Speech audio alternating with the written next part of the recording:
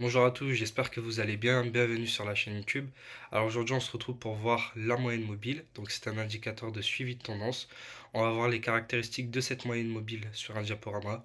Puis enfin, je vais vous illustrer le concept de ma stratégie sur les moyennes mobiles sur un graphique. Place à l'introduction. Bon visionnage. Yeah, my nigga, we really popping this shit for real, nigga. Yeah,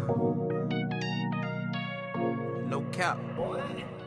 Donc voilà, on se retrouve sur le diaporama. On va donc parler de l'indicateur la moyenne mobile. Donc comment l'utiliser.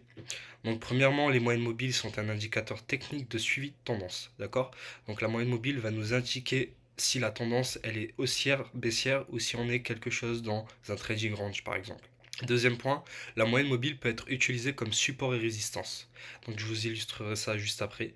Donc oui, on peut utiliser la moyenne mobile comme support et résistance. D'ailleurs, c'est le concept entre guillemets de ma stratégie, de comment l'utiliser pour prendre des positions ou bien entre guillemets avoir une confluence qui va nous permettre de prendre une position. Troisième point, attention, ce n'est pas un indicateur qui procure une anticipation. Donc on ne peut pas prévoir l'avenir avec l'indicateur, d'accord? Il faut rester réaliste. C'est un indicateur qui va nous permettre d'avoir une confluence dans notre analyse et non d'anticiper le futur, ce qui va arriver, d'accord? Parce qu'en trading, c'est des probabilités. Quatrième point, les périodes les plus utilisées. Donc les 20, 50 et 200 périodes sur la moyenne mobile. Donc ça sera la configuration. Moi personnellement, j'utilise la moyenne mobile 50. Donc là, on va passer sur le graphique directement. Comme ça, je vais vous illustrer comment moi j'utilise la stratégie de la moyenne mobile. Donc là, on se retrouve sur le graphique du dollar australien contre le dollar canadien. On peut voir une tendance haussière, d'accord? Une impulsion haussière, correction, impulsion, correction, impulsion, d'accord? Donc on est vraiment sur la caractéristique d'une tendance haussière. Nous pouvons aussi voir du coup là le rejet de la moyenne mobile, un deuxième rejet de la moyenne mobile. Là, on a la cassure, on a la réintégration, on revient à rejeter encore une fois la moyenne mobile et on repart sur une impulsion haussière, d'accord? Et pendant toute cette période de hausse du prix, on peut voir que la moyenne mobile est également haussière. Donc la moyenne mobile est bien un indicateur de suivi de tendance. Ça nous permet de suivre la tendance du prix. Ma stratégie, la stratégie que j'utilise pour utiliser la moyenne mobile en tant que confirmation, c'est vraiment le rejet de la moyenne mobile. Donc là, on peut voir à la hausse qu'on a un rejet de la moyenne mobile que je vais vous illustrer avec un petit pinceau. Hop là. Là, on a vraiment le rejet. On vient toucher la moyenne mobile, on vient rejeter cette moyenne mobile et ensuite, on part dans un mouvement qui est haussier. Là, le prix corrige, on casse la moyenne mobile. Ensuite, on réintègre, hop, la moyenne mobile, on repasse vraiment sur quelque chose d'haussier. Le prix pullback, donc on vient rejeter la moyenne mobile. Donc là, on peut voir qu'on rejette une deuxième fois la moyenne mobile. Et là, ça peut être un bon point d'entrée. D'accord? Nous, on va chercher à se positionner, du coup, sur cette moyenne mobile.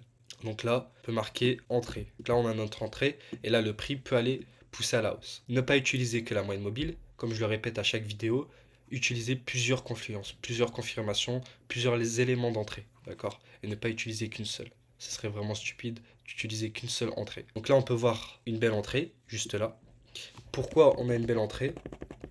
Parce qu'on a un beau rejet de cette moyenne mobile qui est haussière. Donc là, on peut voir que cette moyenne mobile sert de support. Donc là, je vais vous trouver un exemple où la moyenne mobile sert de résistance. On se retrouve alors sur le même graphique, on est toujours sur le AUD CAD. J'ai trouvé une belle pattern où la moyenne mobile est rejetée plusieurs fois. Donc là, on peut voir que on a une petite tendance baissière qui s'est formée sur du 30 minutes. On peut voir que le prix rejette à plusieurs reprises la moyenne mobile.